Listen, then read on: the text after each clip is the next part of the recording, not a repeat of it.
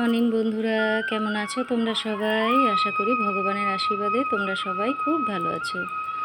তো আজকে সকালটা শুরু করলাম। খুব সুন্দর মনোরম একটা দৃশ্য, আকাশে বেশ মেঘ জমেছে, দেখতে বেশ ভালো লাগছে। তো চলো আজকে সারাটা দিন তোমাদের সাথে নিয়ে চলি। তো সেখান থেকে এসে বাইরের, আমি তো জানোই সকালে উঠে প্রথম আমার যে গাছগুলো তাদের একটু দেখতে যাই। তো সেখান থেকে এসে শুরু করে দিয়েছি ঝাড়ু দেওয়া, ঘরটারগুলো ঝাড়ু দিয়ে নেব, তারপর বাসি কাজ যা টুকটাক আছে সেসব সেরে নেব। তো চলো বন্ধুরা, দেখতে থাকো, সাথে থাকো।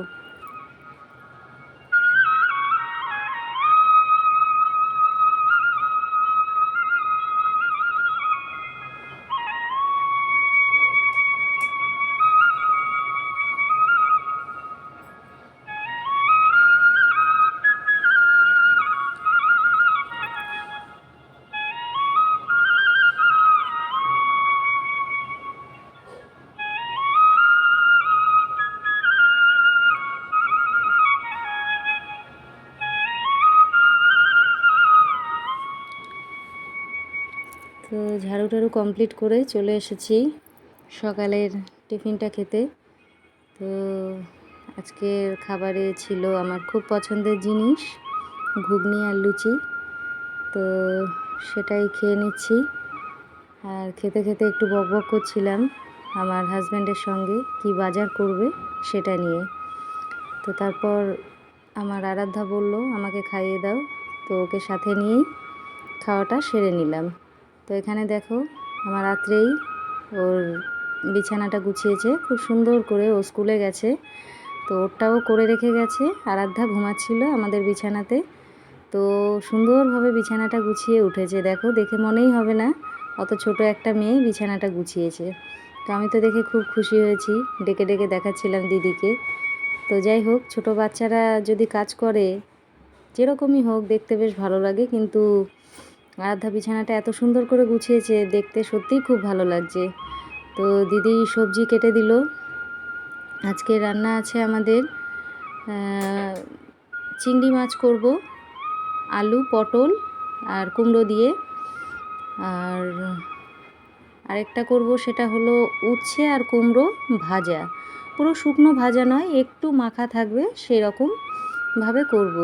তো এখানে দেখো আমাদের মিনিকে দেখা দেখি আরেকজন চলে এসেছে। এ পাশে কারো একটা বাড়িতে থাকে, তো সেখান থেকে আমাদের বাড়িতে আসে মাছ খেতে। তো গেটের সামনে এসে বারান্দার যে দরজা তার সামনে বসে বসে ম্যাও ম্যাও করে, তারপর আমরা খেতে দিই। তো ও এখন মোটামুটি চেনা হয়ে গেছে, ও চলে আসে প্রত্যেক দিন দুপুরে আর রাতে, আসবেই এই দুটো সময়, তার মাঝেও আসে। তো এখানে এসে শুয়ে রয়েছে। তো যাই হোক, ভালো আসুক, এরা যদি একটু আমাদের কাছ থেকে ভালোবাসা পায় এদেরও ভালো লাগবে, আমাদেরও এটা দায়িত্বের মধ্যে পড়ে।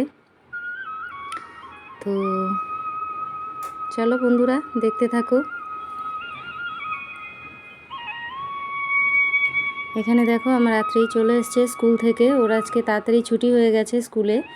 তো সে কারণে বাড়ি এসে ও একটু রেস্ট নিচ্ছিল। আমি ওকে বললাম গাছে একটু জল দিয়ে দে, কারণ মাটিগুলো শুকিয়ে গেছে টবের, বেশ কয়েকদিন যাবৎ বৃষ্টি হয় না, আর পাপা সময় পায় না।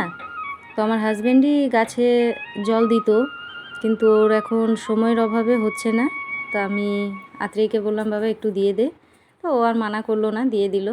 অনেক কাজের মেয়ে, এখানে আমি একটু ওকে রাগানোর চেষ্টা করছিলাম। তো যাই হোক, ও হাসছিল, রাগে কম। তো তারপর আমি আমার সাইকেলটা বহুদিন পর ইচ্ছা হলো বের করতে, কারণ এখন বৃষ্টি নেই সেরকম, সাইকেলটা নিয়ে বেরোতে পারবো। 1.5-2 বছর মতো সাইকেলটা আমার ঘরেই ছিল, তো ধুলো পড়ে রয়েছে। তো সেটাই আমি পরিষ্কার করে নিচ্ছি। আমার এই সাইকেলটা আমার খুব পছন্দের, জানো তো। আমি যখন স্কুলে পড়তাম তখন থেকে আমার লেডি বার্ডের খুব শখ ছিল, বাবাকে অনেক বলেছিলাম, কিন্তু বাবা এরকম সাইকেল না দিয়ে আমাকে সিম্পল লেডি সাইকেল কিনে দিয়েছিল। তো যাই হোক, আমার এই সাইকেলের শখটা আমার হাজব্যান্ড পূরণ করেছে। আজ থেকে বছর 4-5 হবে, হ্যাঁ বছর 4 কম করে হবে। আমার হাজব্যান্ড এটা আমাকে কিনে দিয়েছে। তো খুব কমই সাইকেলটা চালিয়েছি, তো কম সময়ই ব্যবহার হয়েছে। ওই দোকানে যাওয়ার জন্য বা মেয়েদের স্কুলে নিয়ে যেতাম যখন দুইজন একসঙ্গে একই স্কুলে পড়তো, তো সেই কারণেই মেনলি আমাকে সাইকেলটা দিয়েছিল। তো স্বামী ভালো হলে জানো তো অনেক ইচ্ছা যেগুলো ছোটোবেলা থেকে থাকে সেগুলো বড় হওয়ার পরেও পূরণ করা যায়, যেটা আমি আমার শখ অনেক ইচ্ছা আমি পূরণ করতে পারি। আমার হাজব্যান্ড আমাকে আমার সমস্ত ইচ্ছা সমস্ত শখ পূরণ করে।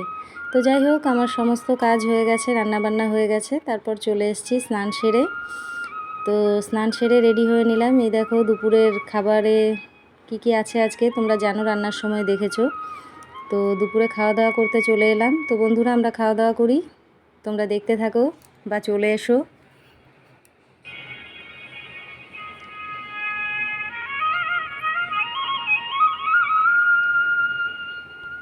তো তারপর দেখো সন্ধ্যাবেলায় আমরা বসে গেছি, আরাধ্যা আর আমি দুজনে মিলে খেতে বসেছি। এটা সন্ধ্যাবেলার চা, একটু লাল চা আর একটু চিড়ে ভাজা নিয়েছি।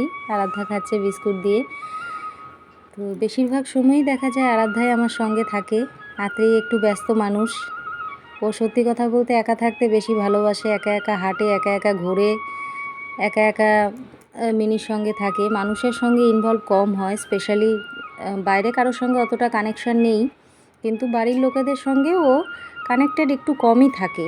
কিন্তু আরাধ্যা সবসময় মা, পাপা, বম্মা, মিনি মানে সবাইয়ের সঙ্গে থাকতে পছন্দ করে। চাই ও যাই করুক, দুষ্টুমি করুক বা খেলুক, সবাইয়ের সামনে থাকবে, সবাইয়ের সঙ্গে থাকবে। কিন্তু আত্রেই একটু আলাদা, ও একটু একার মতো একা থাকতে ভালোবাসে। তো যাই হোক, তারপর এখানে চা টা খাওয়ার পর আরাধ্যার চুলটা বেঁধে দিচ্ছি। তার কারণ আজকে ওকে একটু দোকানে নিয়ে যাব, ওর একটা ইঞ্জেকশান দেওয়ার আছে। তো সেখান থেকেই ওকে ইঞ্জেকশান দিয়ে টোটো করে বাড়ি পাঠিয়ে দেব। আমি যে টোটো করে যাই, তো সেটাতেই ওকে পাঠিয়ে দেব, সেই কারণেই ওকে সাথে করে নিয়ে যাচ্ছি।